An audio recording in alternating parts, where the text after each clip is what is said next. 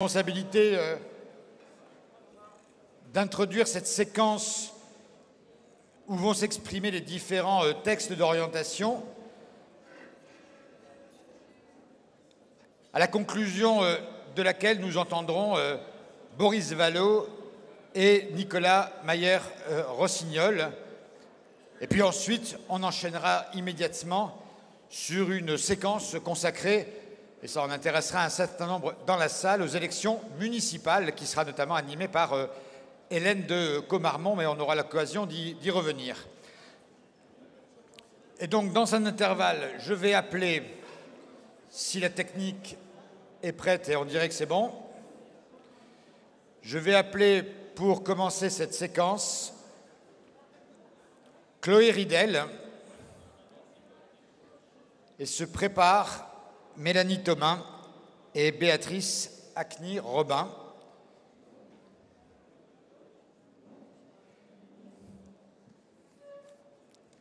Chloé Ridel pour 4 minutes.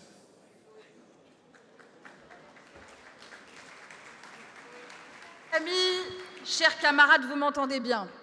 Nous venons de conclure une magnifique séquence sur la réaction des socialistes face à l'internationale réactionnaire qui se constitue. Et la première chose que je voudrais dire, c'est que ce lundi, j'étais à Montargis pour manifester avec les forces syndicales et nos partenaires de gauche pour défendre nos valeurs, alors que se rassemblait le pire de l'extrême droite européenne au même endroit que nous.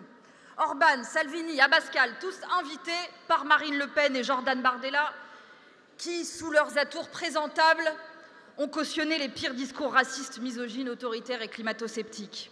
Cette extrême droite qui perce partout en Europe et dans le monde, elle s'organise dans une nouvelle internationale qui s'en prend à nos libertés, à l'égalité, qui détruit la fraternité, qui aux États-Unis censure les scientifiques et déporte les immigrés, qui nie la nature même du réchauffement climatique, qui s'allie pour abattre le droit international de Poutine à Trump et Netanyahou.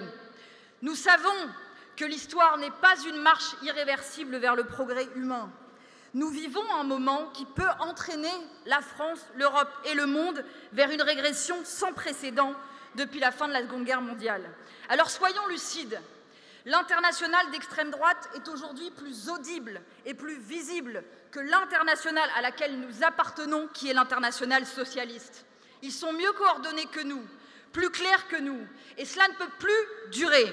Parce que jamais nous n'avons eu autant besoin de la gauche face au retour de la guerre généralisée, face à la concentration des richesses, face aux défis posés aussi, par exemple, par l'intelligence artificielle sur l'emploi et pour nos démocraties.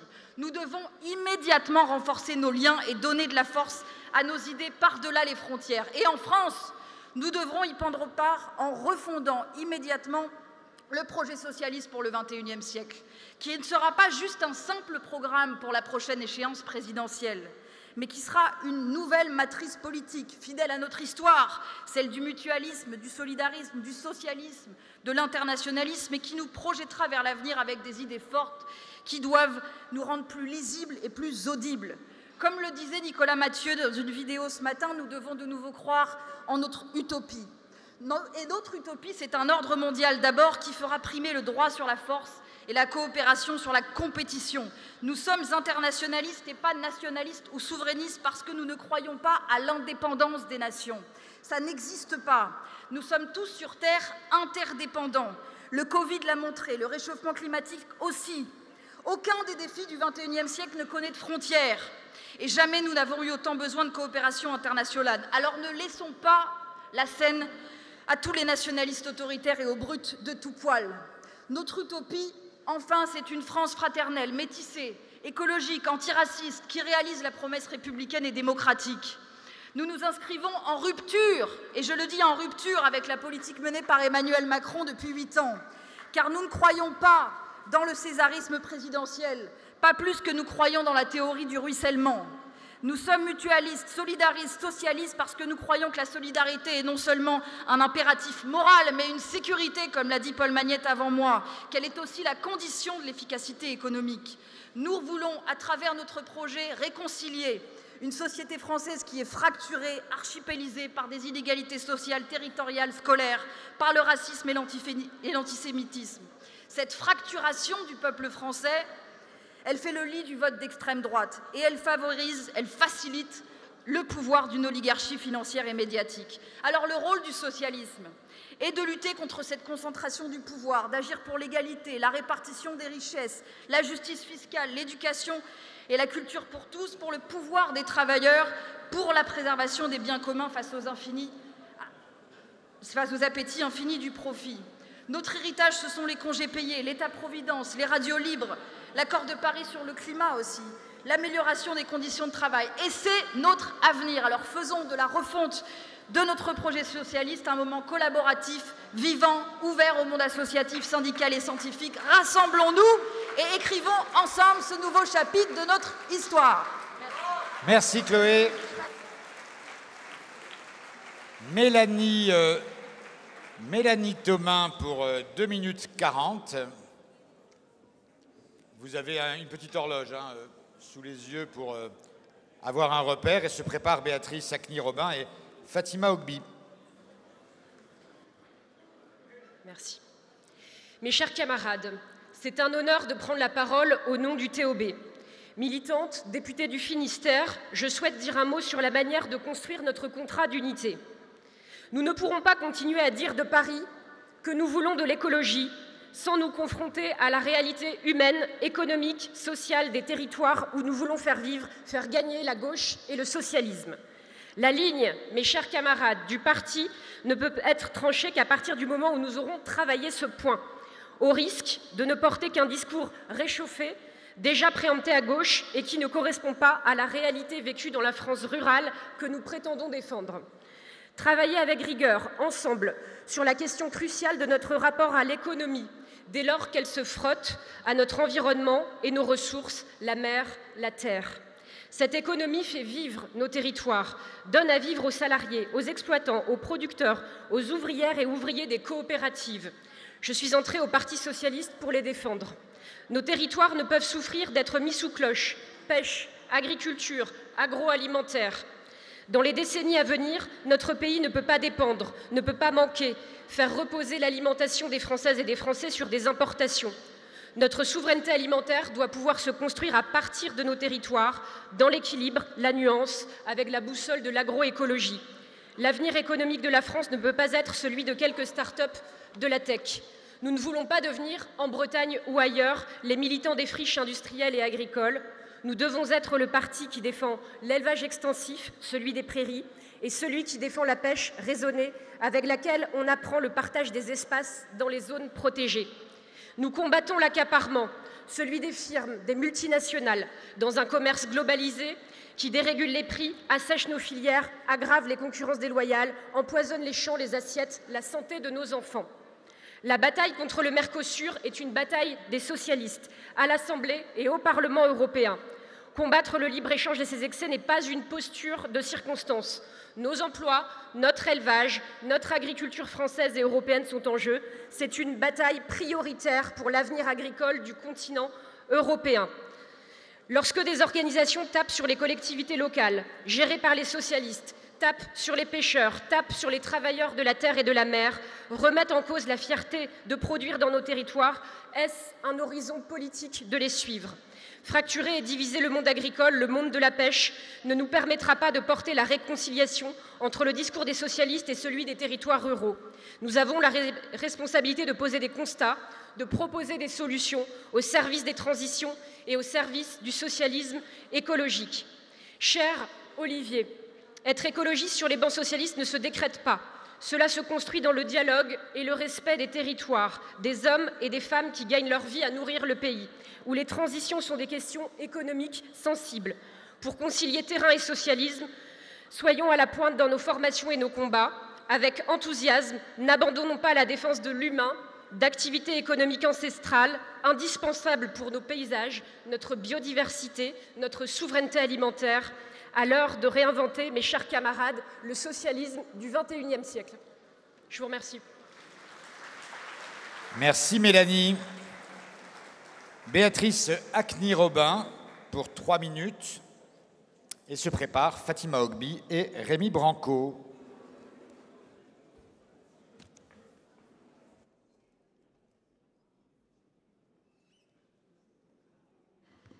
Chers camarades, au nom du TOC, je vous parle de l'Ille-et-Vilaine, un département breton entre Rennes, Saint-Malo, Redon, Fougères, Vitré, le pays des Vallons et de Brocéliande.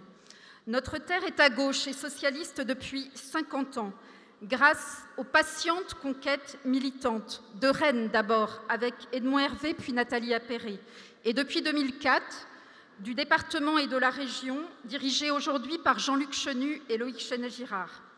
Nos politiques de solidarité humaine et territoriale ont construit un réseau de services et d'équipements publics denses, puissant facteur de cohésion sociale et d'inclusion. Pourtant, dans les campagnes comme dans les quartiers, les extrêmes montent inexorablement et tissent leur toile, attisés par les prêcheurs de haine, de colère et de division. Adjointe à Rennes, dans le quartier populaire du Blône, je pense à Myriam, présidente d'une association qui, face aux fracturations communautaires, convoque régulièrement le vivre ensemble. Chers camarades, soyons attentifs aux mots, à leur subtilité. Ce n'est pas de radicalité que les Françaises et Français ont besoin, mais d'apaisement. C'est à cet endroit que le Parti socialiste est attendu.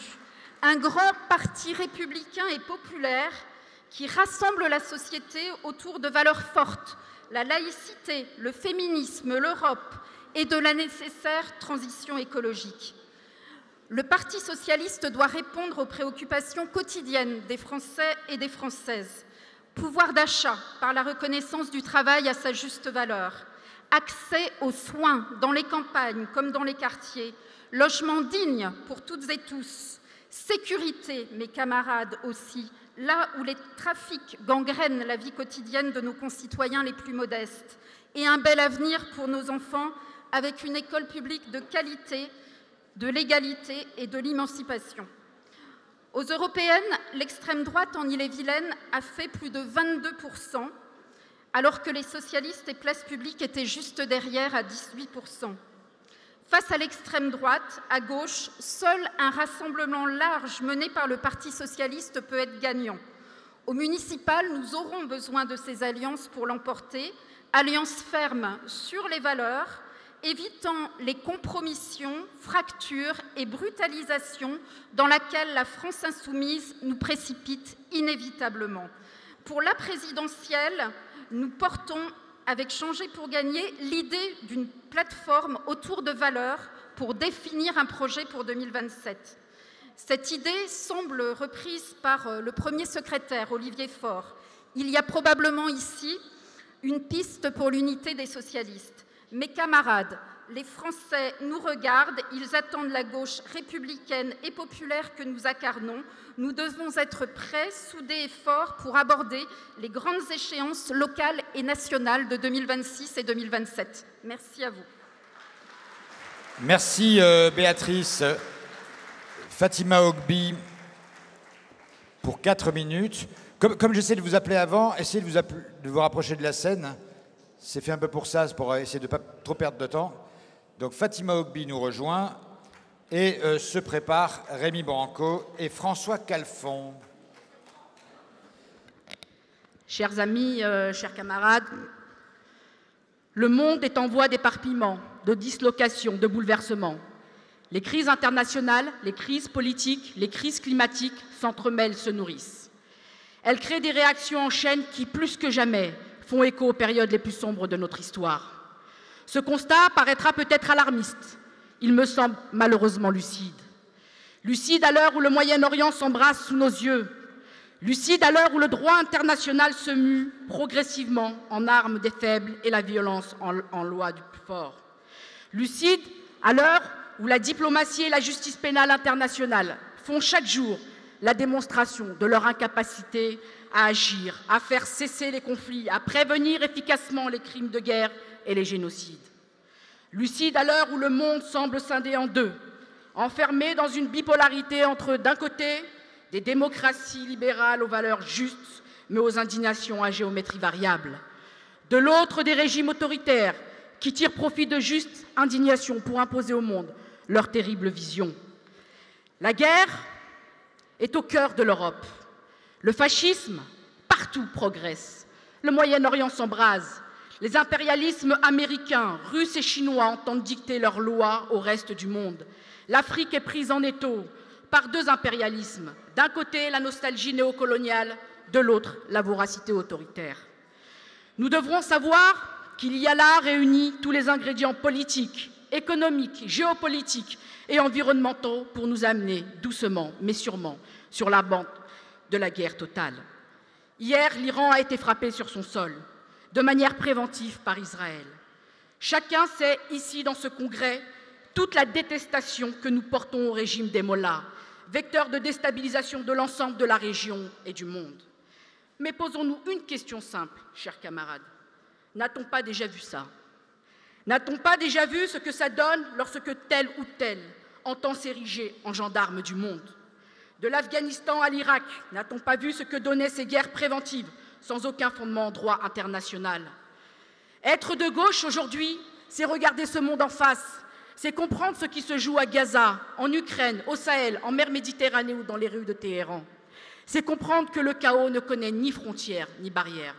Être de gauche aujourd'hui, c'est nommer ce monde avec des mots justes, sans honte, sans gêne, sans tergiversation. C'est savoir affirmer qu'un enfant tué est un déchirement, un crime et une tragédie humaine, qu'il soit ukrainien, palestinien, israélien, yéménite ou soudanais.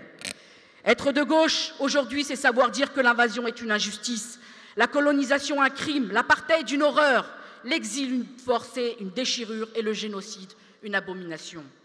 Être de gauche aujourd'hui, c'est savoir noncer le génocide en cours à Gaza, autant comme nous savons su nommer les atroces crimes de guerre du Hamas ou ceux du régime de Poutine. Être de gauche aujourd'hui, c'est affirmer haut et fort qu'un autre monde est possible. Un monde fondé sur un droit international qui ne s'applique pas à géométrie variable, selon que vous soyez puissant ou faible.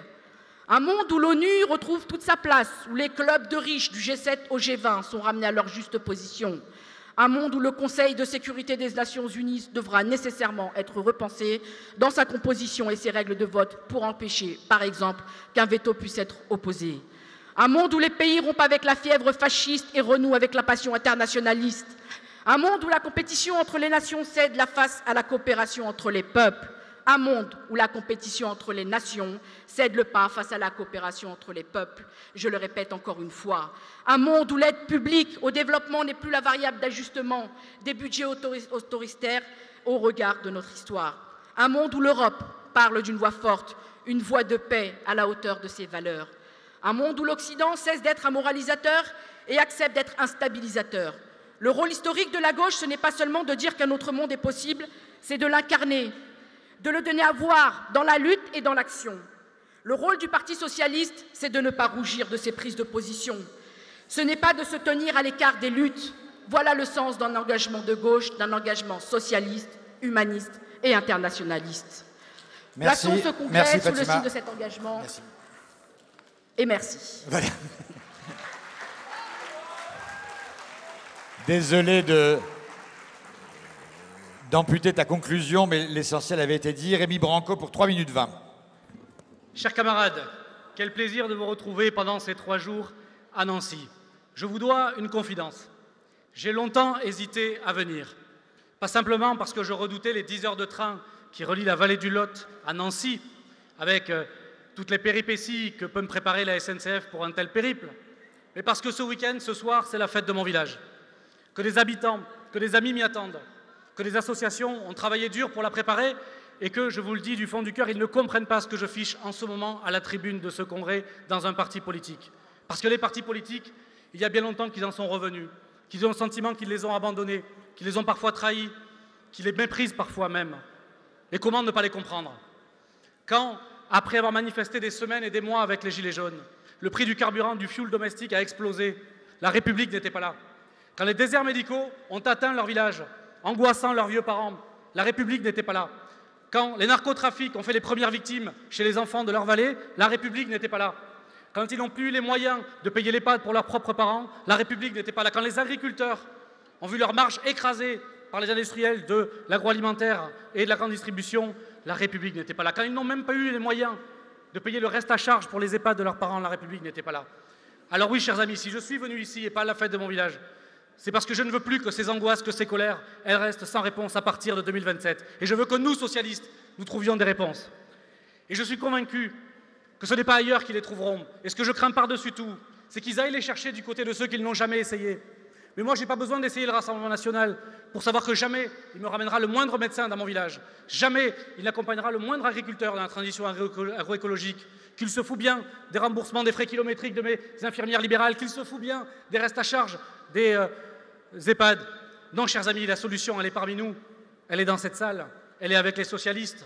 C'est nous, les socialistes, qui, il y a encore quelques années, avons permis à ceux qui ont travaillé dur et trop longtemps de partir à la retraite il y a 60 ans. C'est nous, socialistes, qui avons permis la prime d'activité pour soulager le pouvoir d'achat des classes populaires. C'est nous, socialistes, qui, dans nos régions, mettons des trains sur les rails, comme en Occitanie, salarions des médecins dans les déserts médicaux. C'est nous, les régions socialistes, qui proposons des EHPAD à but non lucratif dans les Landes. C'est nous, les socialistes, qui embauchons les aides à domicile. Alors soyons fiers de cette histoire. Soyons fiers de nos actions locales. Mais ne nous racontons pas d'histoire. Ces victoires anciennes, elles seront bientôt effacées de la mémoire des citoyens. Ces victoires locales, elles nous vaudront des succès peut-être locaux, mais elles n'empêcheront pas les mêmes d'aller voter Marine Le Pen ou Jordan Bardella aux élections nationales. Et toutes les manifestations, place de la République ou les tracts antiracistes n'y changeront rien tant qu'ils n'auront pas le sentiment, la conviction que nous, les socialistes, nous allons changer leur vie. Alors c'est le travail qui nous attend aujourd'hui. Et c'est pour ça que je me suis engagé dans ce congrès avec Boris Vallaud pour travailler sur la démarchandisation. Parce que qui ne voit pas que le marché envahit nos vies, de la petite enfance jusqu'aux pompes funèbres, en passant par l'école à 2 vitesses, la santé à 2 vitesses, les EHPAD à 2 vitesses, l'accaparement des terres agricoles, et même l'eau, notre bien le plus précieux. Alors oui, travaillons, chers camarades, mettons-nous au travail. Il nous faudra une Académie Léon Blum pour travailler ces idées, pour former les militants. Il nous faudra le Nouveau Populaire pour diffuser ces idées, et j'y crois. Et je forme le vœu que dans 6 mois, je l'espère, peut-être un peu plus, nous aurons un projet à leur présenter qui changera leur vie et que les habitants de mon village comprendront pourquoi ce week-end j'ai raté la fête du village. Eh bien, chers amis, je vous remercie d'y travailler à partir de maintenant. Le changement, ça commence maintenant et ça se passe au Parti socialiste. Merci, Rémi. Donc, j'appelle François Calfon pour 3 minutes et se prépare Sophie Roch et Aïda Hadizadeh. Mes chers camarades, je voulais d'abord vous dire la joie qui est la mienne de s'exprimer devant vous, moi qui ai commencé dans ce parti à l'âge de 17 ans, mais aussi la responsabilité qui est la nôtre d'être les héritiers des fondateurs du Parti socialiste du globe, des militants socialistes qui ont pris leurs responsabilités au moment du congrès de Tours en 1920. Ils étaient réunis à Tours et actaient l'affirmation de l'identité socialiste autonome. Le parti des classes laborieuses, le parti des travailleuses et des travailleurs, le parti des opprimés. Ce parti, c'est celui de la démocratie contre la dérive bolchevique et sa dictature du prolétariat qui écrasait les libertés publiques. Ce parti, celui de Blum, celui que Blum appelait la vieille maison, est notre héritage. Ce parti, c'est notre belle maison. C'est cette belle maison que sont sorties les grandes conquêtes sociales du Front populaire, dont nous sommes si fiers. Les congés payés, la semaine de 40 heures, l'éducation populaire. Avec Robert Badinter, c'est l'abolition courageuse de la peine de mort quand une majorité du pays y était opposée. Avec François Mitterrand, c'est la construction européenne, les grandes lois de décentralisation qui permettent à nos maires d'être si fiers et de nous accueillir, par exemple, à Nancy. Avec Lionel Jospin et Martine Aubry, c'est la réduction du temps de travail à 35 heures. Il nous faut encore et toujours porter haut le drapeau d'un socialisme offensif et utile aux Français. Être fier d'être socialiste, c'est être toujours fidèle à ses valeurs. Je vous le dis avec solennité, pour nous socialistes, nous en avons parlé, il n'y a pas de double standard dans nos indignations. Nous dénonçons le sort des enfants de Gaza et nous demandons tous unanimement, inlassablement, la solution à 2 États. Et je suis fier de m'exprimer à cette tribune. Je suis fier de m'exprimer à cette tribune et je peux dire sans m'excuser à gauche, avec les Iraniennes, femmes, vie, liberté, de défendre les Afghanes invisibilisés par les talibans, car c'est l'honneur de notre gauche celle que nous chérissons. Nous sommes la gauche des solutions. Être utile aux Français, c'est renforcer, malgré des déficits abyssaux, le service public de santé dont chacun constate la dégradation. C'est de l'éducation qui est d'abord un investissement pour l'avenir. Et parce que nous sommes des socialistes conséquents, nous ne fermons pas les yeux sur l'inégalité que constitue l'insécurité que subissent d'abord les plus faibles d'entre nous, et nous y répondons dans nos collectivités locales. Notre socialisme est national, bien sûr, mais il est aussi européen, ça fait allusion à notre table ronde précédente. Avec Nicolas Schmit, nous avons donné des droits aux travailleurs des plateformes, ce véritable sous-emploi qui nous revient du XIXe siècle. À nous de le faire appliquer maintenant dans nos pays. Nous avons imposé le SMIC européen et comptez sur nous, nous obtiendrons la neutralité carbone en 2050 en embarquant les territoires relégués et les catégories populaires, malgré les attaques de la droite et des lobbies. Mes camarades, ne soyons plus le socialisme des supplétifs, celui qui reste dans le wagon de queue de la gauche, alors que depuis toujours, c'est avec les socialistes qui dirigent que nous apportons de nouvelles conquêtes aux Français. Au Congrès de Tours, Léon Blum posa un constat qui résonne durement et lucidement aujourd'hui. Il y a une question plus pressante que de savoir si le socialisme sera uni ou ne le sera pas. C'est la question de savoir si le socialisme sera ou il ne sera pas. Gardons intacte la lucidité de Léon Blum, la lucidité historique de Léon Blum. Il éprouvera 20 ans plus tard, lors de son arrestation par le régime de Vichy, les conséquences de la fin de l'état de droit et de la soumission au régime nazi. La résurgence de l'extrême droite, camarades, ce n'est pas seulement le passé, elle est face à nous, le ventre de la bête immonde est encore fécond. Dans ce contexte, prenons conscience de l'impérieuse nécessité de proposer au pays un schéma d'ancrage démocratique réellement universaliste, porteur de nouvelles conquêtes sociales face à l'imminence du chaos. Nous le savons, à gauche, dans le pays, personne ne le fera à notre place. Alors, mes camarades, au moment de conclure, je vous dis, pour l'histoire, pour nos camarades du passé et pour les défis de l'avenir, soyons unis, haut les cœurs et au travail. Je vous remercie. Merci François. Et on accueille désormais Sophie Roch pour 4 minutes et se prépare Aïda Hadizadeh et Elisabeth Labeille.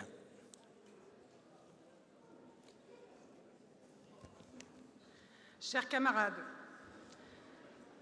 je prends la parole aujourd'hui au nom d'Homosexualité et Socialisme, HES, mais aussi en tant que militante féministe, profondément convaincue que notre projet socialiste ne peut être qu'un projet d'émancipation pour toutes et tous. À l'heure où les forces réactionnaires gagnent du terrain, en France comme ailleurs, où les discours de haine se banalisent, où les droits fondamentaux sont remis en cause, nous devons affirmer une chose essentielle. Les droits des personnes LGBT ne sont pas secondaires. Ils sont constitutifs de notre vision de la République. Ce sont des droits sociaux et des droits humains. Et ces droits, aujourd'hui, sont attaqués. Sur les réseaux, dans la rue, dans les urnes, en Hongrie, aux USA, nous voyons monter la violence, les guet-apens, les discours transphobes légitimés jusque dans certains médias.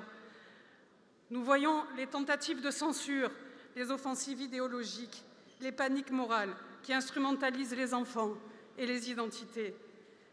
Mes camarades, nous savons que ces attaques ne viennent jamais seules. Là où l'on attaque les personnes LGBT, on attaque aussi les droits des femmes. Là où l'on nie les identités trans, on cherche aussi à enfermer les corps dans des normes patriarcales. Là où l'on refuse à 2 femmes de fonder une famille, comme en Italie, on nie l'autonomie des femmes à choisir leur vie. C'est pour cela que nos luttes sont liées, parce qu'elles ont les mêmes adversaires et parce qu'elles ont un même horizon, l'émancipation. Nous défendons une société où chacune et chacun peut disposer librement de son corps. Cela veut dire protéger l'IVG, garantir une PMA réellement accessible, permettre un changement d'état civil sur simple déclaration pour les personnes trans, mettre fin aux mutilations imposées sur les enfants intersexes. Cela veut dire aussi des services publics de santé inclusifs. Nous défendons une société où l'éducation libère. Cela exige d'appliquer enfin la loi sur l'éducation à la vie affective, relationnelle et sexuelle, de parler des corps, des désirs, des relations de manière non sexiste, non hétéronormée, sans jugement. C'est une question de santé publique, de prévention et de justice. C'est aussi un levier de lutte contre les violences sexistes, sexuelles et LGBTI-phobes. Nous défendons une société où toutes les familles ont les mêmes droits. Il est temps de reconnaître pleinement les enfants nés par GPA à l'étranger, d'ouvrir la méthode ROPA pour les couples de femmes, de réformer en profondeur les droits de la filiation. Mais surtout, camarades, nous appelons à un changement de matrice. Il ne suffit pas d'avoir une politique LGBTI. Il faut que toutes les politiques publiques intègrent une grille de lecture LGBTI et féministe. Cela veut dire des budgets, des évaluations, des référents, de la formation, de la représentation politique ouverte. Cela veut dire une stratégie intégrée de l'État aux collectivités, avec les associations, avec les syndicats, avec les citoyennes et les citoyens concernés. Camarades, la gauche ne gagnera pas demain si elle ne porte pas ses combats aujourd'hui. Il ne s'agit pas de diversité, il s'agit d'égalité. Il ne s'agit pas d'inclusion, il s'agit de justice. Ce que nous portons, ce sont les droits de vivre, d'aimer, de lutter, d'être soi. Et ces droits, nous les défendrons ensemble, parce qu'ils sont la condition même d'un projet socialiste digne de ce nom. HES est et restera à vos côtés pour faire de ces luttes des conquêtes. Ensemble, camarades, soyons la gauche qui n'a pas peur de dire ce qu'elle est et ce pourquoi elle se bat. Merci. Merci beaucoup, Sophie, d'avoir porté cette parole. Je crois qu'Aïda n'est pas là. Auquel cas, Elisabeth Labaille. Et se prépare Anna Pic et Jean-François Debat. Et Elisabeth, nous avons 3 minutes. Chers camarades, je parle au nom du TOC.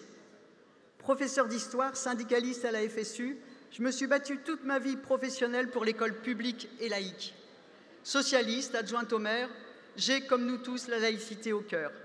Mais je suis au désespoir de constater combien elle est aujourd'hui à la peine et malmenée, mettant au péril la République. J'entends nos collègues qui nous disent leurs difficultés à enseigner, tel texte, telle discipline, à éduquer à l'esprit critique. Contestation, insultes, menaces augmentent. Certains enseignants ont fait leur métier jusqu'à en mourir. Et j'ai bien sûr une pensée pour Samuel Paty et Dominique Bernard. Aujourd'hui, je salue la mémoire de notre collègue assistante d'éducation qui aimait tant son travail et qui en est morte. Le parti, mais il le fait déjà, doit soutenir tous les fonctionnaires, agents publics, menacés ou attaqués dans leurs fonctions. Les maires le font aussi, bien sûr. Ils ont droit à notre solidarité active. Mais nous voyons plus largement, à l'échelle de nos villes, nos quartiers, que la laïcité est incomprise, vue comme une succession d'interdictions, alors qu'elle est un symbole de liberté, car elle est dévoyée et instrumentalisée par les idées nauséabondes de la droite et de l'extrême droite, par des propos et des propositions de loi qui stigmatisent une partie de la population et fragmentent la société. Racisme, antisémitisme gangrènent notre République. Certains à gauche, je parle des mêmes que ceux dont parlait Paul Magnette, ont abandonné malheureusement le combat laïque et les valeurs universalistes pour des discours communautaristes. Ils s'en prennent aussi à nos camarades. Notre exigence de laïcité implique au contraire une volonté toujours réaffirmée de vivre ensemble au sein de la République en respectant la loi de 1905 dans tous ses principes. L'école, dont nous soutenons la finalité émancipatrice, est en difficulté. Il lui faut des moyens supplémentaires pour qu'elle puisse accomplir sa mission. Or, des établissements privés, et il n'y a pas que Stanislas, participent à la ségrégation scolaire et sociale de la jeunesse, bénéficiant de fonds publics. Il faut les obliger à l'hétérogénéité. Sinon, il faut nous battre pour réorienter les fonds publics vers l'école publique pour qu'elle fasse société et développe l'esprit critique de nos enfants. Certains d'entre nous, les plus anciens, avaient mené, hélas, ça a été raté à la fin, mais le grand combat pour le service public laïque unifié de l'éducation nationale. Il en reste un slogan, la seule école libre, c'est l'école laïque.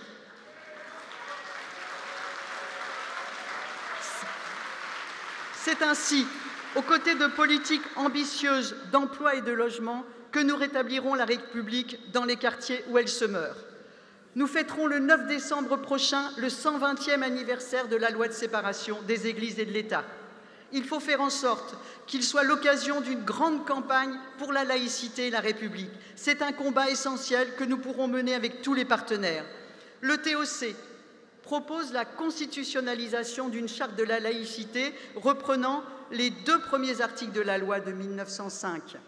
Nous proposons également la création d'un défenseur de la laïcité à l'image de ce qui existe pour le défenseur des droits. Merci Elisabeth. Oui, je voulais terminer en disant tout simplement vive l'école publique, tous ensemble pour la laïcité. Merci. Merci Elisabeth. Et j'appelle Anna Pic.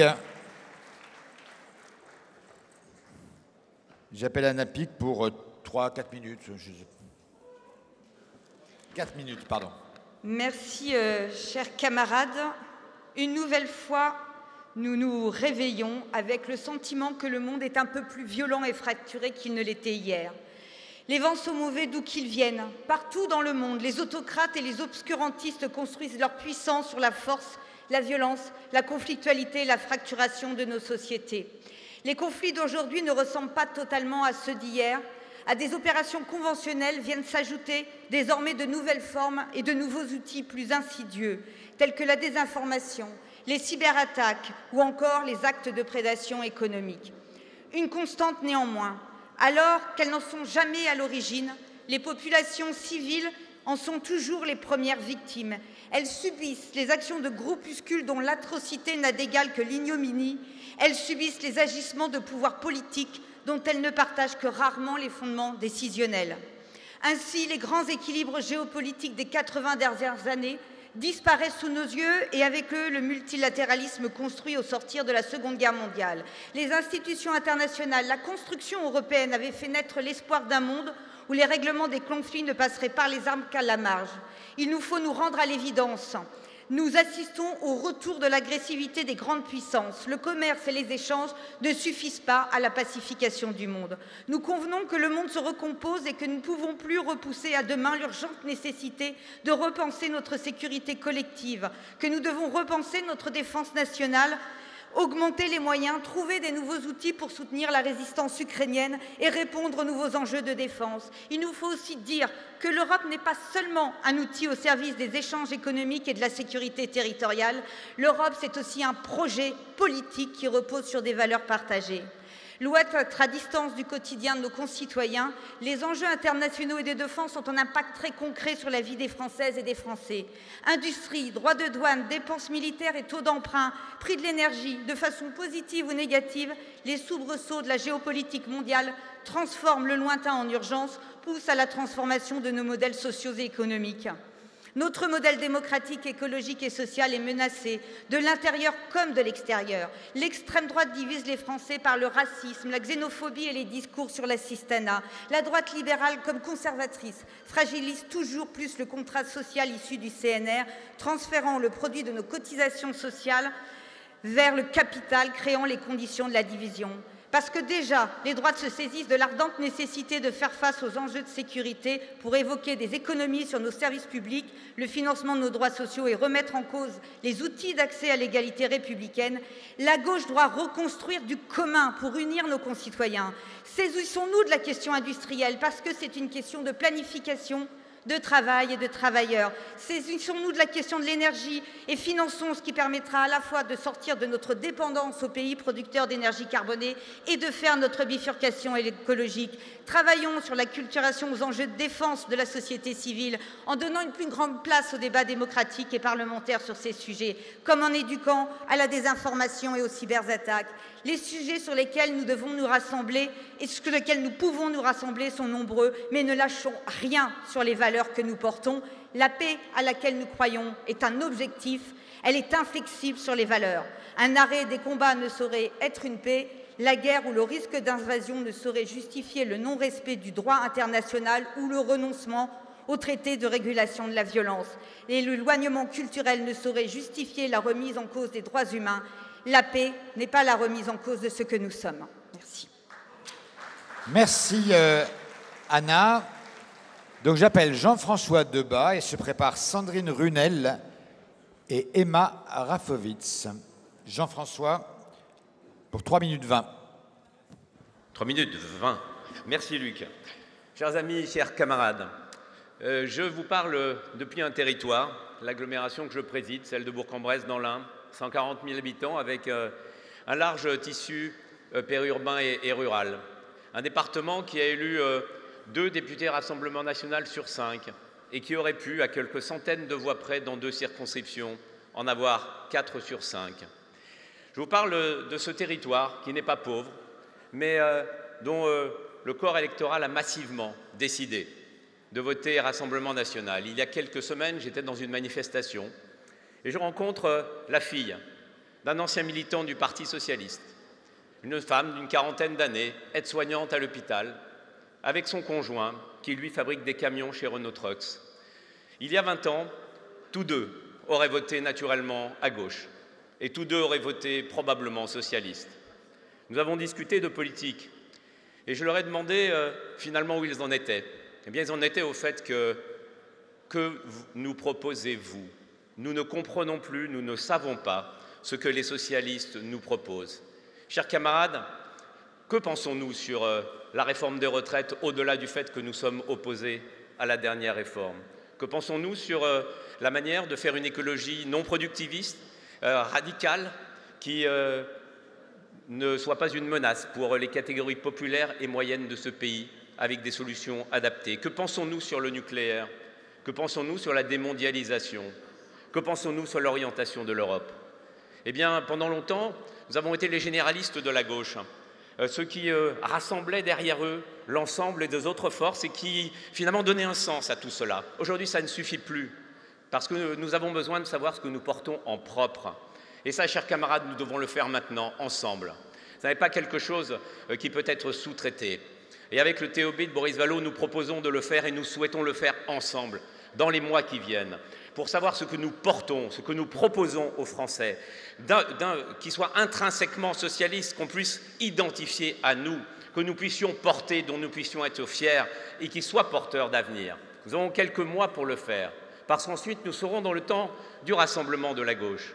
Croyons-nous réellement, chers camarades, que si nous arrivons avec quelques petites idées et un parti divisé, 51-49, 42-40-18, qui n'aurait pas su se rassembler, s'unir, travailler ensemble, mettre derrière lui ces haines recuites ou ces manques de confiance, croyons-nous vraiment que nous serons les meilleurs pour proposer à toute la gauche non mélenchoniste de les conduire? Croyons-nous que nous saurons les convaincre, que c'est un ou une socialiste qui pourra demain porter le mieux les valeurs de la gauche face au Rassemblement national pour 2027? Alors oui, nous disons, nous avec Boris Vallaud, mais avec l'ensemble des socialistes, mettons-nous au travail et sachons que ce que nous proposons, soyons-en fiers, faisons nos arbitrages et alors nous pourrons travailler avec les autres parce que plus personne ne peut gagner seul et convaincre que pour 2027, grâce à nous, avec nous, la gauche peut redonner de la lumière au pays, la gauche peut battre le Rassemblement national. Debout les socialistes! Merci Jean-François. Alors j'appelle immédiatement Sandrine Runel et ensuite Emma Rafovitz.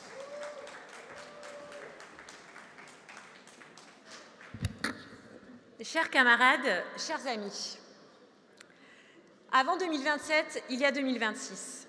Et les élections municipales représenteront un moment crucial pour la gauche et pour notre parti. Crucial parce que c'est dans nos communes où nous détenons encore un enracinement local fort. Crucial parce qu'elles seront l'occasion de démontrer que nous sommes capables non seulement de résister, mais aussi de construire, d'innover et de rassembler.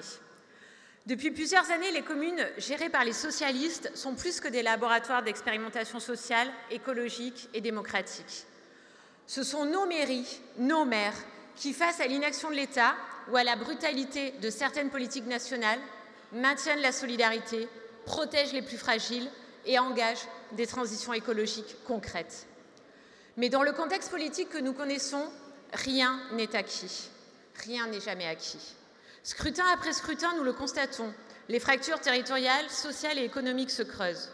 Les dernières élections ont montré le risque qu'il y avait à ne pas prendre suffisamment au sérieux ce sentiment d'abandon, le risque du Rassemblement national. Les municipales de 2026 seront donc une étape décisive pour notre parti, qui ne saurait être une réussite sans un parti fort, uni à la sortie de Nancy. Un parti derrière chacun de ses candidats, un parti qui respecte ses candidats, un parti qui renoue avec le socialisme municipal. Un parti socialiste qui incarne une alternative crédible, concrète et désirable. C'est aussi une opportunité historique, celle de reconstruire la gauche par les territoires, à partir des luttes locales, des engagements du quotidien et de notre capacité à apaiser les tensions de la société. Mais ne nous trompons pas, chers camarades, nous n'avons rien à prouver. Si nous devons démontrer aux Français notre capacité à agir, nous n'avons pas à nous justifier de ce que nous sommes. Nous, socialistes, nous sommes déjà la gauche sociale et écologique. Alors, cher Olivier, pas besoin de virage écolo. Depuis des années déjà, et 2020 surtout, nos politiques, dans nos territoires, dans nos villes, sont écologiques, nos politiques sont sociales, nos politiques sont féministes. Nous menons ce combat depuis trop longtemps et nous ne transigerons pas entre la fin du monde et la fin du mois, entre l'urgence écologique et l'urgence sociale.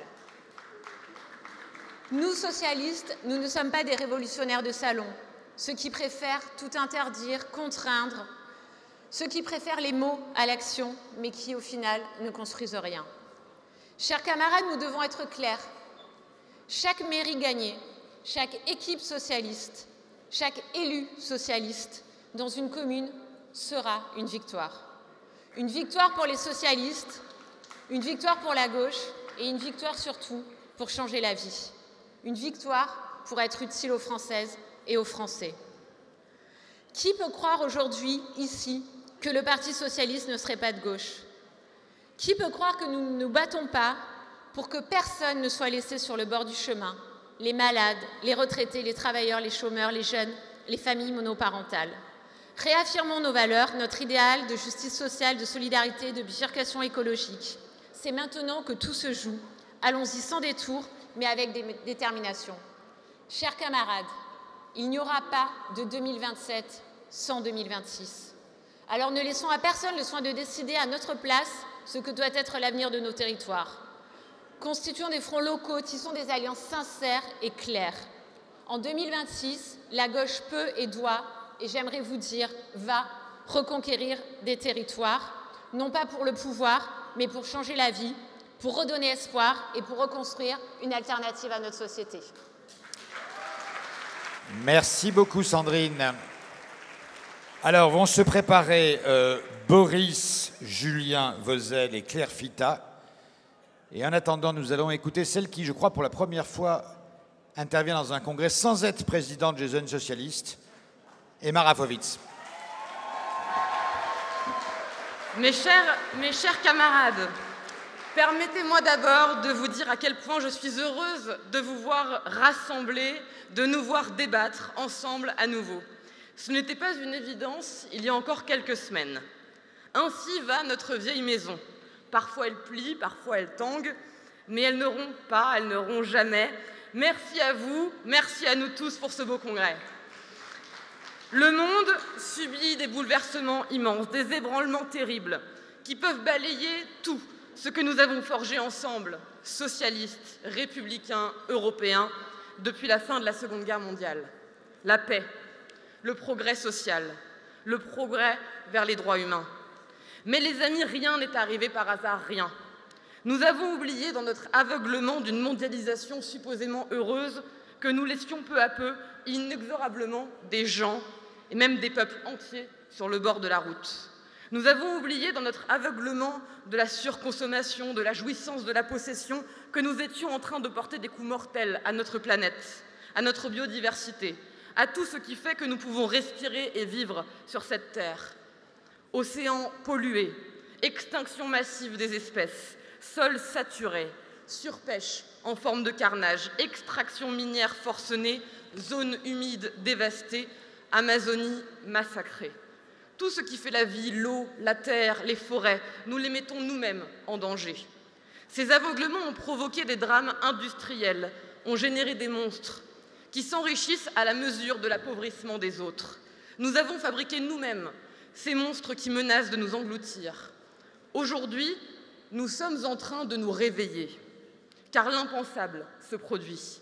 Qui pouvait imaginer un jour que notre ami américain, la plus grande démocratie du monde, se livrerait pieds et poings liés aux chimères dangereuses de Donald Trump, qui remet tout en cause, y compris l'état de droit, qui crée lui-même la crise à Los Angeles puis envoie l'armée pour la résoudre. C'est Orwell sous nos propres yeux. Avec ses amis Milei, Poutine, Orban, ils interdisent les livres, ils chassent les personnes transgenres, ils interdisent les marches des fiertés, ils font appel chaque jour aux pires sentiments pour asseoir leurs idées terribles, pour interdire tout ce qui les menace et créent chaque jour leurs outils de propagande. Partis politiques, réseaux sociaux ou médias d'extrême droite, quand ils sont au pouvoir, lois liberticides. C'est une machine qui se nourrit, se coopte et avance comme un rouleau compresseur. Est-il normal qu'en France, 5 milliardaires possèdent 90% des médias et que 2 milliardaires règnent sur 50% de l'édition? Non. Et ce schéma, vous le retrouvez partout. Ce schéma, c'est celui d'une internationale réactionnaire, d'une contre-révolution nationaliste, conservatrice, dérégulatrice, qui a compris bien mieux que les démocrates et les socialistes le pouvoir incroyable de la bataille culturelle. La dérégulation, c'est leur credo. Il faut tout déréguler. Les taxes, les marchés, les lois, les frontières, les filtres, l'état de droit, évidemment. Tout déréguler, tout casser. Cette folie s'empare du monde et ne semble pas trouver de force à sa hauteur pour lui faire face. Mais je le pense pourtant.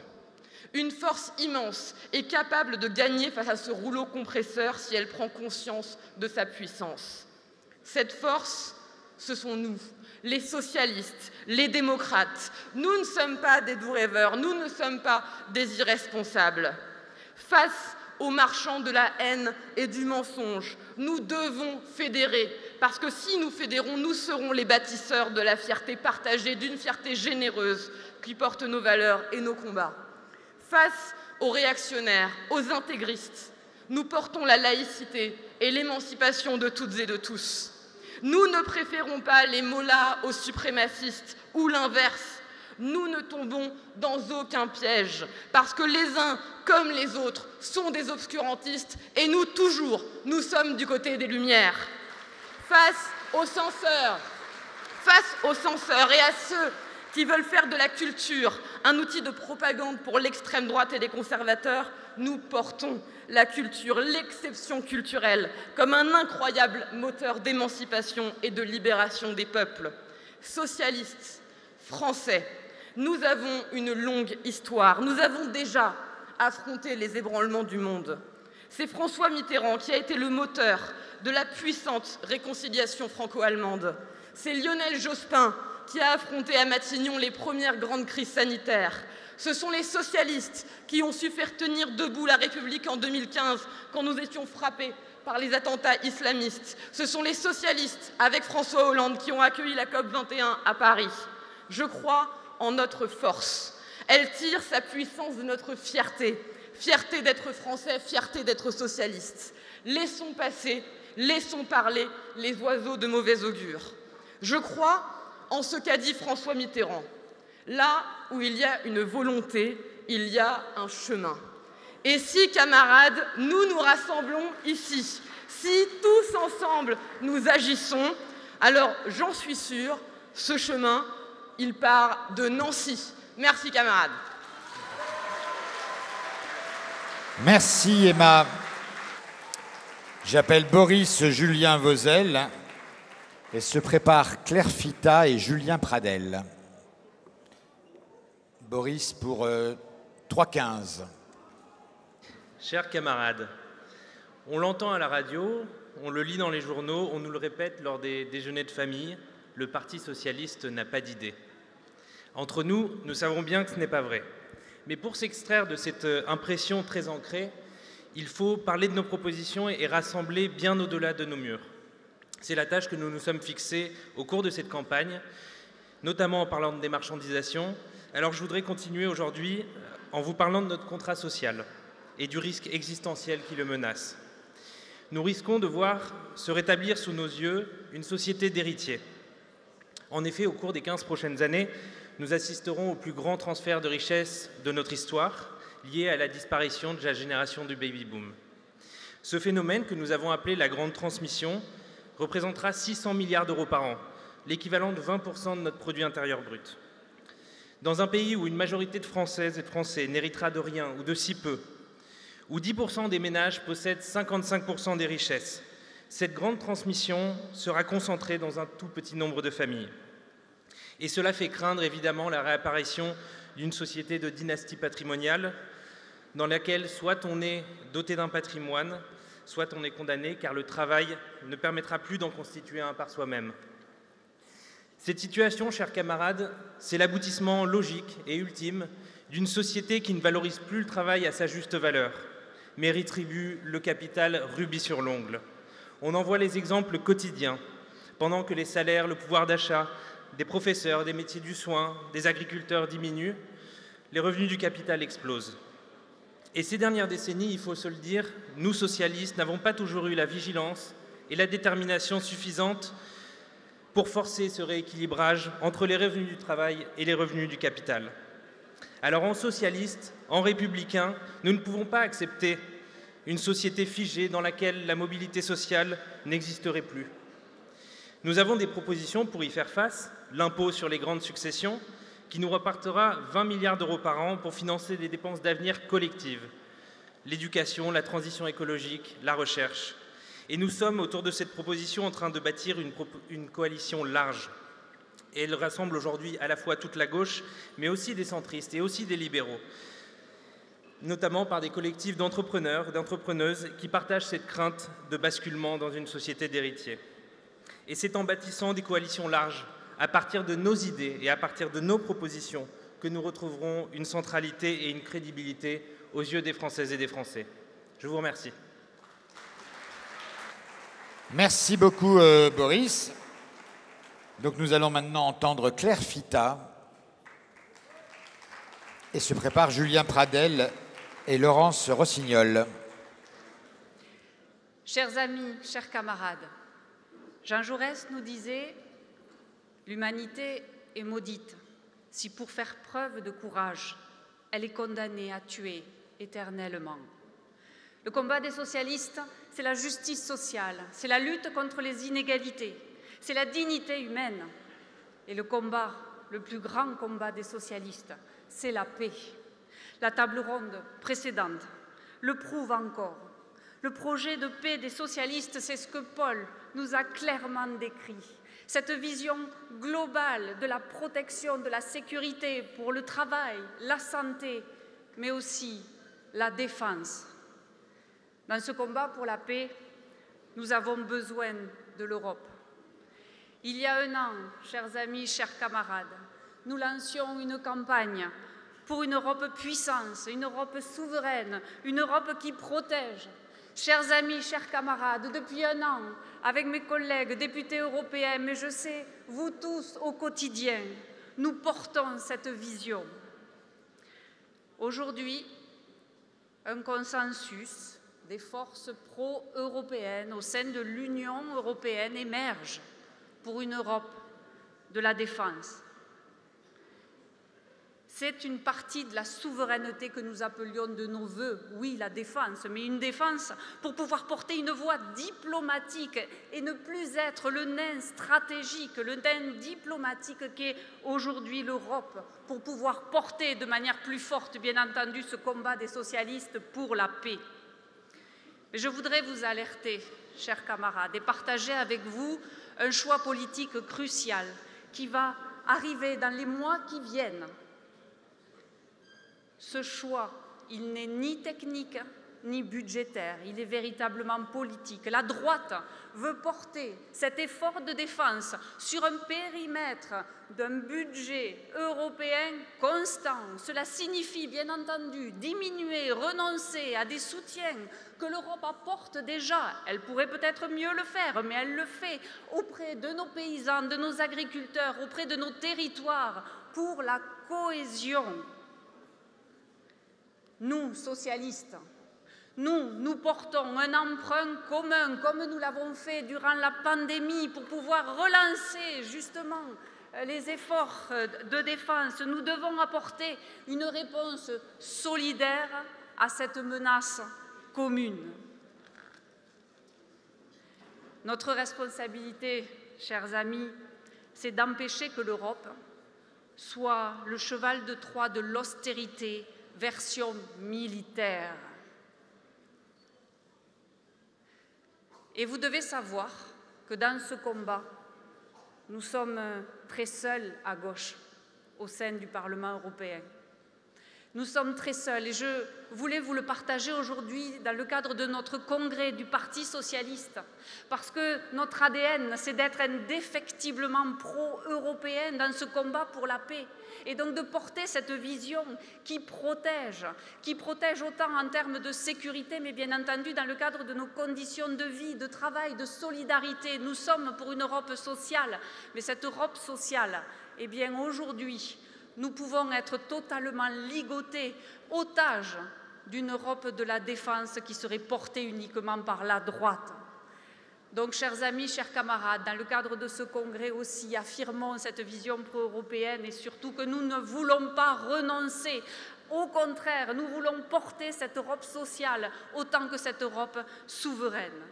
Alors, faisons entendre notre voix. Et nous, socialistes, nous choisirons toujours l'Europe des peuples et jamais l'Europe des renoncements. Merci beaucoup. Merci à toi, Claire. Donc nous accueillons Julien Pradel avant d'écouter Laurence Rossignol et Jérôme Guedj. Mes chers camarades, je viens du Midi Rouge, devenu si brun. Je suis le premier secrétaire fédéral de l'Hérault, élu d'une petite ville, une petite sous-préfecture rurale. Au lendemain du 5 juin, certains ici se sont précipités pour expliquer que la grande primaire de la gauche, pour 2027, était sauvée. Que le pays avait besoin, et la gauche avait besoin de radicalité. Mes chers camarades, quand je rencontre les habitants de ma petite ville, ces questions ne les intéressent pas. J'ai besoin d'un logement décent pour mon enfant. J'ai besoin d'un service public, des transports efficaces pour trouver du travail. Je suis en quelque sorte assigné à résidence, sans permis de conduire dans un milieu rural. Je n'ai plus de médecin traitant pour mes grands-parents ou pour mes enfants. Dans ma commune, plus de 40% des habitants n'ont pas de médecin traitant. Alors, qui répond à cette question? Certainement pas le RN, mais certainement pas non plus la gauche radicale dans nos territoires. C'est Gaël Lévesque, maire de Lodève, de ma ville, qui investit massivement dans la restructuration du centre urbain pour créer des logements sociaux. C'est Mickaël Delafosse, qui développe un grand réseau de transport gratuit et public à l'échelle métropolitaine. C'est Carole Delga, qui salarie des médecins dans les déserts médicaux. Mes chers camarades, à l'échelle nationale, malheureusement, le vide. nous manquons d'une doctrine. Nous manquons d'un programme. Alors, chers camarades, travaillons. Travaillons en usant de la raison. Nous avons besoin d'un programme pour une première échéance, celle de 2026, celle des communes, des municipalités, qui est un moment fort et structurant pour notre parti. Nous avons besoin d'être le parti des services publics, le parti des communs, le parti de la ruralité, mais aussi le parti de l'écologie. Et en tant que premier fédéral, je dois ajouter une note. Pour conquérir les territoires, pour conquérir la France, nous avons aussi besoin d'un parti efficace. Un parti efficace, c'est-à-dire qu'il faut réformer nos modes de scrutin, nos modes de fonctionnement. Une grande réforme statutaire doit être faite maintenant. Dans les fédérations, dans les sections, nous passons plus de temps à vérifier des listes d'émargement ou à encaisser des chèques qu'à faire de la politique. Et si nous ne voulons pas devenir l'amicale des élus socialistes, alors il est urgent de se réformer, mes camarades. Merci. Merci beaucoup, Julien. Et nous accueillons Laurence Rossignol avant d'écouter Jérôme Gage.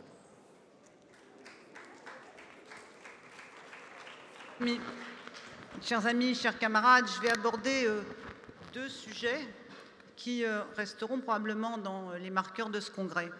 Le premier qui est encore aujourd'hui, à cet instant, le sujet de débat et qui le sera encore probablement par la suite, qui est la question de notre proximité ou de notre distance avec la France insoumise.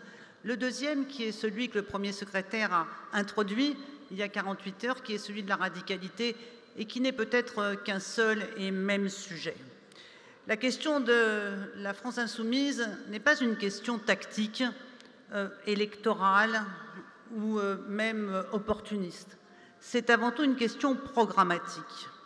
Et la raison pour laquelle nous devons, dans ce congrès, dire aux Français que non, nous ne gouvernerons pas avec la France insoumise, parce que nous ne sommes pas d'accord.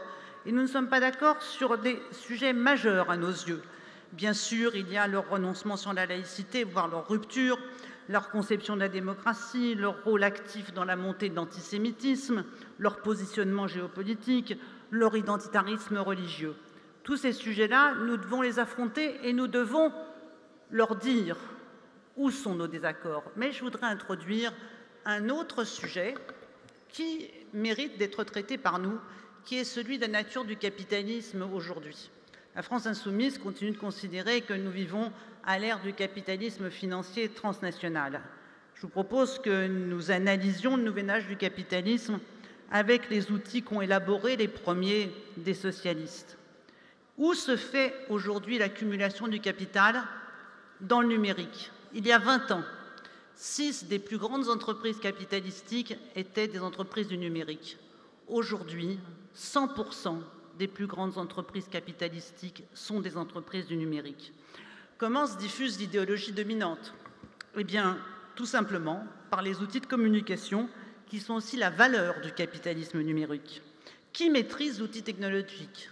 Les mêmes entreprises du numérique. Et enfin, quelle est la matière première du XXIe siècle? Au XIXe siècle, le capitalisme industriel s'est approprié les richesses naturelles, entre autres par la colonisation. Aujourd'hui, aucun besoin d'expédition coloniale. Les ressources du capitalisme algorithmique ou numérique, c'est nous, nos vies, nos sexualités, nos déplacements, nos données. Et plus nous leur en fournissons, et nous le faisons gratuitement et frénétiquement, plus les algorithmes sont gourmands et riches. Alors, aujourd'hui, nous discutons des classes sociales, de l'ubérisation, par exemple. Classe sociale atomisée, l'ubérisation, c'est la conséquence de l'ère du numérique. Et je voudrais qu'on ait un mot sur les réseaux sociaux. Comment est-il possible que nous ayons, nous socialistes, héritiers des premiers d'entre nous qui ont sorti les enfants des mines pour les envoyer à l'école, comment avons-nous pu laisser aux macronistes la régulation des réseaux sociaux pour les mineurs? Nous avons failli, et sur le plan du droit du travail, et sur le plan du droit social, et sur le plan de la protection de l'enfance. Comment est-il possible que quand j'ai commencé le combat sur l'industrie pornographique il y a quelques années, j'ai souvent eu l'impression que mon propre parti me regardait comme une féministe farfelue, voire même un peu puritaine, qui s'attaquait à quelque chose d'insurmontable, qui se battait contre les moulins à vent, ou voire même qui se mêlait de la vie privée des individus. Aujourd'hui, ce combat, nous sommes en voie, non pas de le gagner totalement, mais au moins de le partager avec la société. J'aurais voulu que mon parti en fasse lui aussi un sujet majeur de protection des femmes et des enfants. Combien de temps il reste? Il me reste combien? Ok. Alors, le numérique, les réseaux sociaux, c'est aussi la vie politique d'aujourd'hui. Non, non, camarades, nos positions ne doivent pas être indexées sur les tendances sur les réseaux sociaux, les tendances majoritaires chez les followers de la France insoumise ou les followers des écologistes. C'est pas ça la politique. Alors, cher Olivier, tu cherches de la radicalité. Je t'en propose. Et il en faudra beaucoup pour affronter le capitalisme algorithmique et aussi nos propres partenaires de gauche, dont c'est le business, qui le nourrissent et qui en vivent, car la radicalité principale aujourd'hui dans la vie politique, elle est d'abord sur les réseaux sociaux, elle n'est pas dans les attentes des Français. Il faut conclure. Je conclus. Cher Boris, tu veux démarchandiser la société. C'est une belle idée. Alors je te propose de commencer par démarchandiser nos cerveaux et organiser la résistance contre le numérique qui fait de nos cerveaux, de la sexualité des femmes, de la reproduction, une valeur marchande dans la société numérique. Merci. Merci beaucoup, Laurence. Et nos deux derniers intervenants avant d'écouter Boris Vallaud et Nicolas Maillard-Rossignol, Jérôme Guedj et Johanna Roland.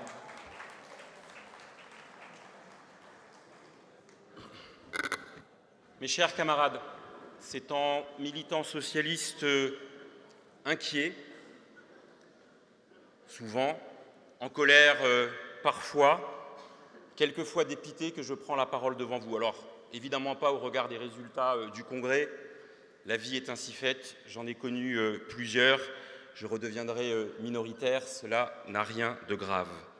Mon inquiétude, elle est évidemment celle que vous toutes et vous tous avez évoquée sur le caractère inéluctable du chemin que nous voyons se développer, se dérouler devant nous, celui de la victoire encore évitable de l'extrême droite lors des prochaines échéances. Face à cette brutalisation, conflictualisation du débat politique que l'extrême droite, la première, avait instillée dans le débat public depuis des décennies, il ne s'agit pas, par mimétisme, de répondre par le même type de comportement. C'est ce que fait la droite, courant derrière l'extrême droite, à coups de propositions de Retailleau ou de Darmanin. C'est ce que fait même aujourd'hui le mal nommé socle commun avec un Gabriel Attal en perdition qui considère qu'il faut courir derrière les chimères de la droite extrême ou de l'extrême droite. Le chemin singulier qui doit être celui des socialistes, c'est précisément, et je cite souvent ces phrases de Jean Birnbaum, dans ces périodes de brutalisation idéologique où la mauvaise foi dispute à la haine, le discours qu'il faut tenir est celui qui vous met tout le monde à dos. Je vous le dis, mes camarades, c'est très contre-intuitif de prononcer cette phrase dans un congrès d'un parti politique qui se dit « Eh bien, évidemment, il faut pouvoir, comme l'a dit à l'instant Laurence avec justesse, essayer d'épouser l'air du temps, essayer de suivre le mouvement qui est imprimé désormais par les réseaux sociaux, par la punchline, par la petite phrase, par le fiel trempé. »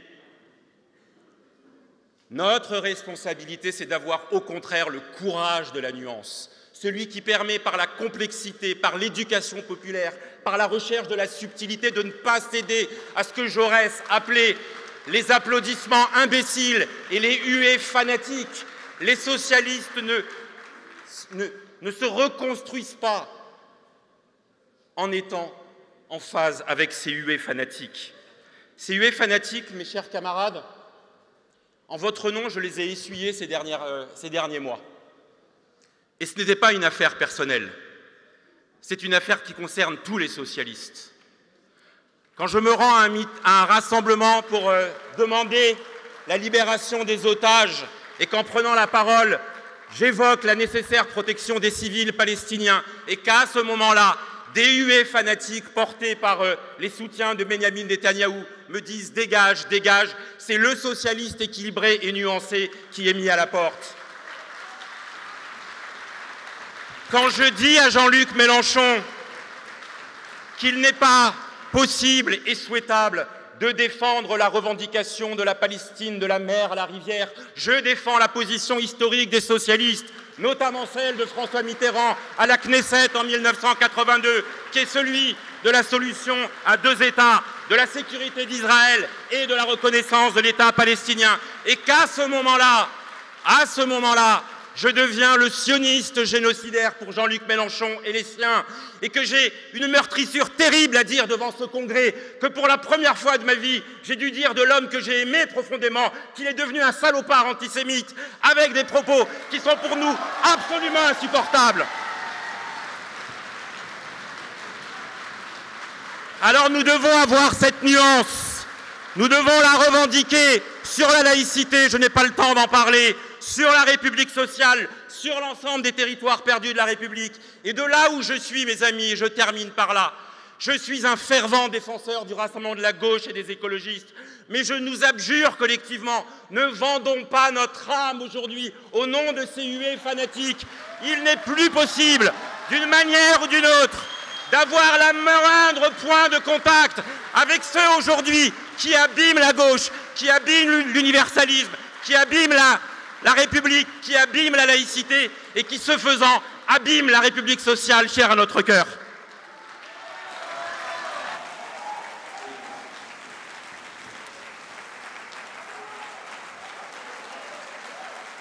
Merci.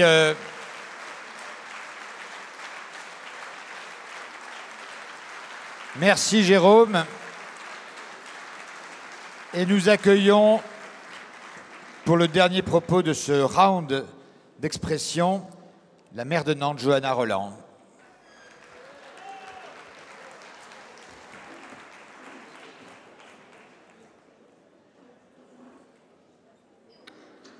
Bonjour à chacune et à chacun, chers camarades. Je ne peux pas commencer mes propos après Jérôme sans te dire, mon cher Jérôme, les yeux dans les yeux, malgré la lumière, mon soutien, le soutien de tous les socialistes. Sur ces sujets, nous devons être unis, rassemblés avec clarté. Chers camarades, des vents mauvais soufflent sur le monde.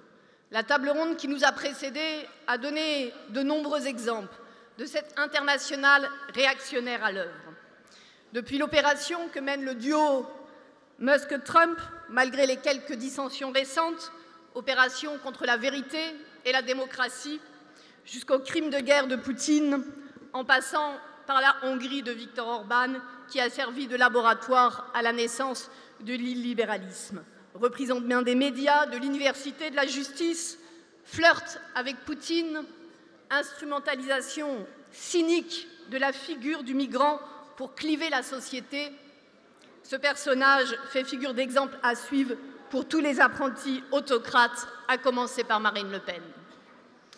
En Israël, c'est un autre front qu'a ouvert le gouvernement d'extrême droite de Netanyahou, qui bombarde et affame tout un territoire, au mépris de tout droit international. Nous avons toutes et tous, ici socialistes, condamné sans réserve l'attentat terroriste du Hamas. Et nous n'oublions pas, chaque jour qui passe, les otages toujours retenus dans les geôles des terroristes islamistes.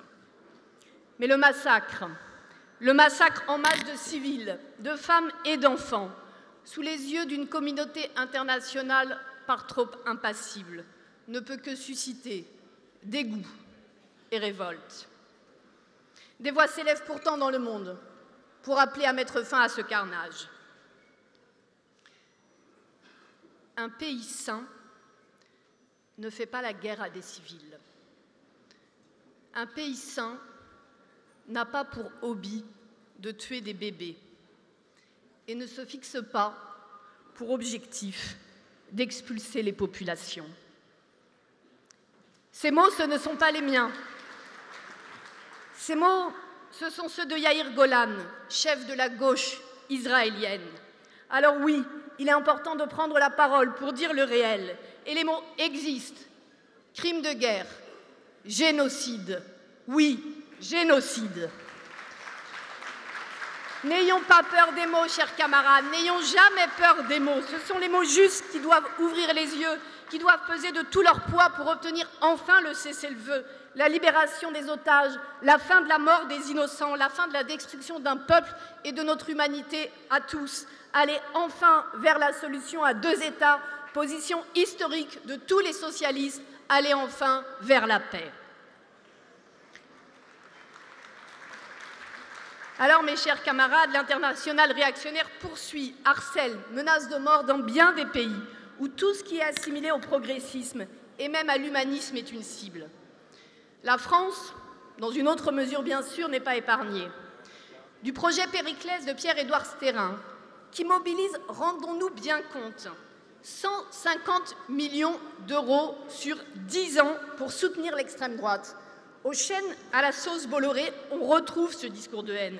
Tous ces gens essaient de nous imposer un récit qui serait soi-disant celui de la défense des traditions et des valeurs européennes, alors même qu'en réalité, chers camarades, ils défendent sa trahison la plus brutale, trahison de nos valeurs républicaines, de liberté, d'égalité, de fraternité, trahison de notre histoire d'accueil, de notre fierté de cette tradition d'accueil de peuple et de racines mêlées. Chers camarades, nous, socialistes, ne nous laissons pas faire, ne les laissez pas faire. Dans un monde aux ressources finies, cette internationale réactionnaire a très bien compris que leur système politique autoritaire servait le mieux leur course à la prédation. Après moi, le déluge, disent-ils en quelque sorte par leur comportement, qui témoigne en réalité d'une sécession avec le reste de la société. Sécession fiscale, quand on voit que les ultra-riches paient en proportion bien moins d'impôts que les classes moyennes. Sécession des lobbies qui mentent sciemment pour continuer à polluer davantage notre environnement. Alors, chers camarades, non, définitivement, nous n'avons pas le droit à la dispersion. Il nous faut lutter de toutes nos forces contre l'extrême droite, mais aussi contre ses complices objectifs. Cette droite libérale qui a perdu sa boussole républicaine quand elle s'oppose à la constitutionnalisation de l'avortement, quand elle propose d'envoyer des migrants à Saint-Pierre-et-Miquelon ou en Guyane. Et ce pouvoir macroniste qui n'en finit pas, qui n'en finit plus sous couvert de leur pseudo-modernité, de miner les solidarités, de dégrader nos services publics, de nourrir la colère sociale et d'empêcher toute avancée écologique. Dans ce contexte, chers amis, chers camarades, nous n'avons pas d'autre choix que de faire de notre parti, de notre beau parti, un parti de résistance, mais surtout un parti qui doit incarner demain l'espoir et l'alternative. Et de ce point de vue, ce congrès, notre congrès y contribue. D'abord parce qu'il témoigne d'une chose essentielle, que notre parti est assez fort pour débattre avec envie, enthousiasme, parfois un peu vivement, mais sans jamais rompre les liens. Comme toi, cher Nicolas, et je te cite, je crois que nous sommes tous socialistes et que notre seul adversaire, c'est l'extrême droite et la droite. Comme toi, mon cher Boris, je crois profondément que l'heure est à l'apaisement et au rassemblement. Dans une époque saturée de bruit et de fureur, où l'on oppose les camps plutôt que de confronter les projets, dans une époque où l'autoritarisme est à la mode, nous avons fait le choix, nous, socialistes, d'un débat loyal, respectueux et exigeant, un débat profondément démocratique et donc profondément socialiste. Cela, chers camarades, c'est la marque d'un parti vivant, d'un parti fort. Mon cher Olivier, merci à toi. Merci profondément et sincèrement. Toi qui as su relever notre parti quand peu se précipitait au portillon. Toi qui as permis de relever l'énergie, de relever la tête. Toi qui as fait progresser objectivement le nombre de nos députés à l'échelle nationale et à l'échelle européenne. Et moi, je suis fière de voir le travail de nos députés, de nos sénateurs, peu m'importe bien qu'ils soient TOA, TOB, TOC. Quand un socialiste préside la commission d'enquête sur TikTok, parce que oui, la régulation du numérique, ma chère Laurence, quand Fatia tient tête au Premier ministre qui se comporte sans dignité et qu'elle rappelle que nous sommes les garants des institutions de ce pays, alors oui, nous sommes fiers d'être des socialistes. Collectivement, une nouvelle étape s'ouvre pour notre parti aujourd'hui. Pour cette nouvelle étape, je veux un parti féminisé. Je veux un parti modernisé. Je veux un parti apaisé. Oui, un parti plus féministe, avec la parité vraiment, en vrai, sans exception et à tous les étages. Oui, un parti modernisé, en passant au vote électronique de nos adhérents, en formant mieux nos militants, en s'ouvrant encore davantage aux jeunes. Et je veux saluer avec force les jeunes socialistes qui sont présents, nombreux, ici et ailleurs. Merci à vous. Enfin, un parti apaisé sur la base des orientations qui ont été actées lors de notre congrès. Camarades, l'heure n'est plus à regarder en arrière. L'heure n'est plus aux divisions ou à la nostalgie. Nous avons suffisamment parlé entre socialistes. C'était sans doute bien nécessaire. L'heure est à parler aux Français. Une ligne stratégique a été choisie, actée, celle du rassemblement de la gauche et des écologistes, autour d'une candidature commune. La réalité, c'est que nous le faisons déjà, dans nos villages, dans nos villes, dans nos métropoles. À Rouen, cher Nicolas, à Vaux-en-Velin, chère Hélène. Soyons fiers, chers camarades, chers amis, de l'action menée par nos maires, partout. Chez Clovis Cassan, Nadège Azaz, Benoît Rivet, Gaël Jose, Jean-Paul Gendin, Hélène de Comarmont, Patrick Haddad, Fanny Chappé, Olivier Bianchi, Hélène Geoffroy, Mickaël Delafosse, Nathalie Appéré, Cédric Van Stuyvendel, Marie Chavanon, Jean-François Debac, Trine Sinbonne, Sébastien Miosek et tous les autres. Et soyons fiers d'être ici dans une ville où un camarade, et pour ce qui me concerne, un ami, nous a accueillis d'abord avec beaucoup de chaleur et beaucoup d'enthousiasme. Je crois qu'on peut remercier tous les militants de Nancy qui permettent que ce congrès se déroule dans des bonnes conditions. Ici, Mathieu Klein a fait basculer une ville qui n'était pas promise à la gauche. Je vous propose qu'ensemble, nous faisions de Nancy et de la victoire de Mathieu Klein et de son équipe un signal d'espoir pour tous les camarades qui, en mars 2026, vont être en conquête. Disons-leur que tout le parti sera derrière eux, rassemblés, unis, soudés. Mathieu fait la démonstration à Nancy que la bascule, c'est possible. La conquête, c'est possible. Les municipales, c'est notre priorité. Et partout, d'abord, là où le combat est le plus difficile. Comme première secrétaire déléguée, je suis fière.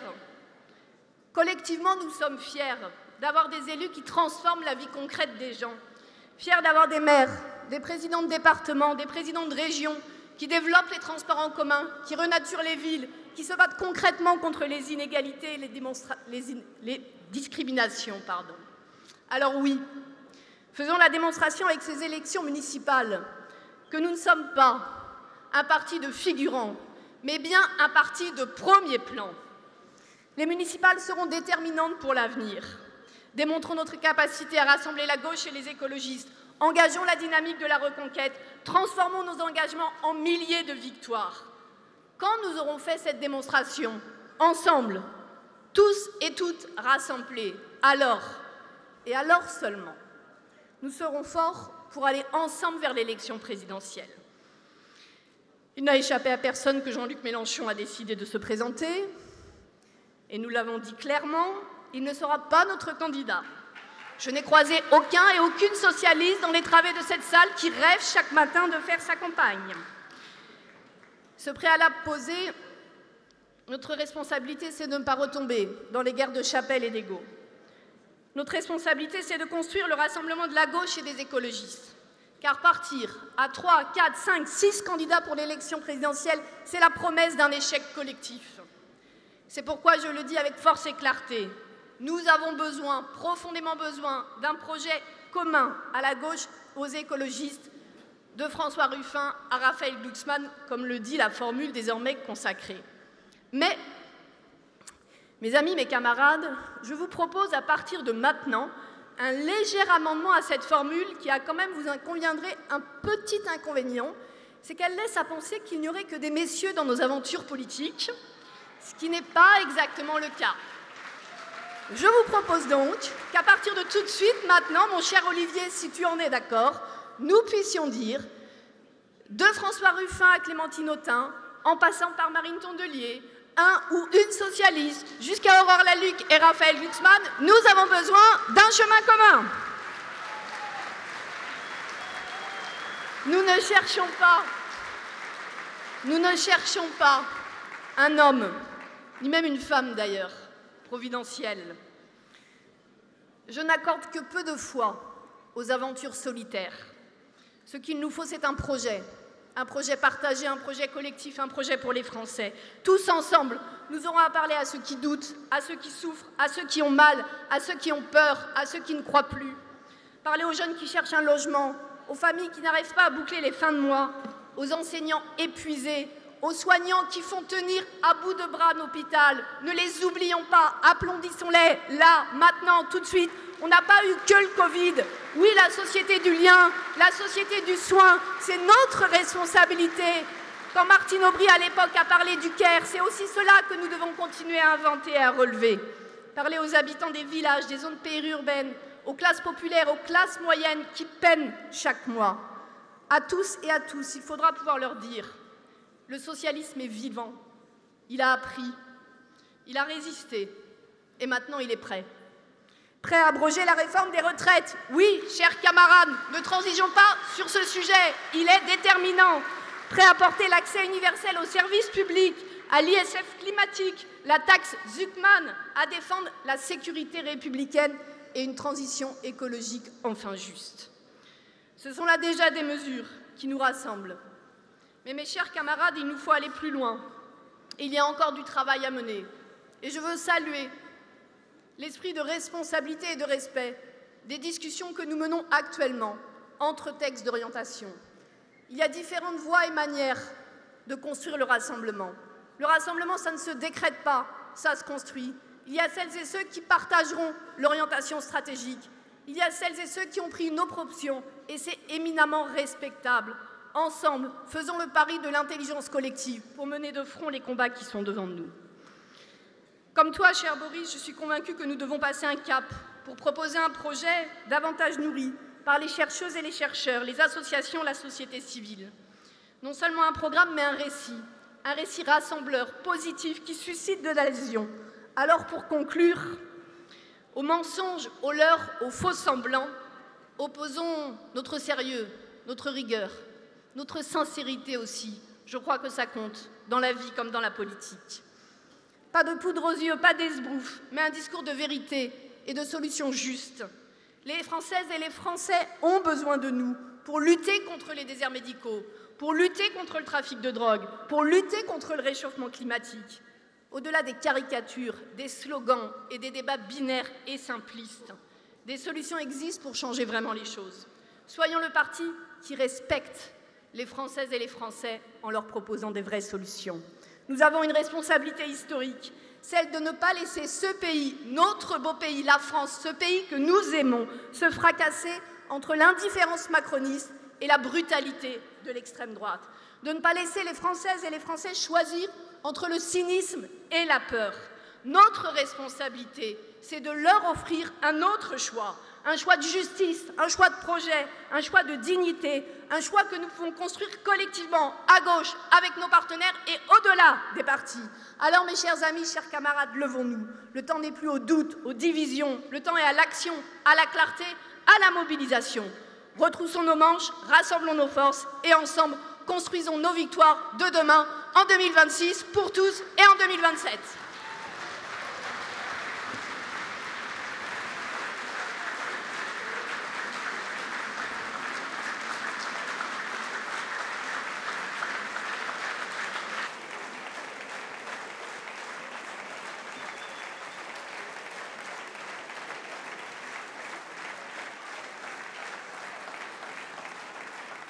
Merci.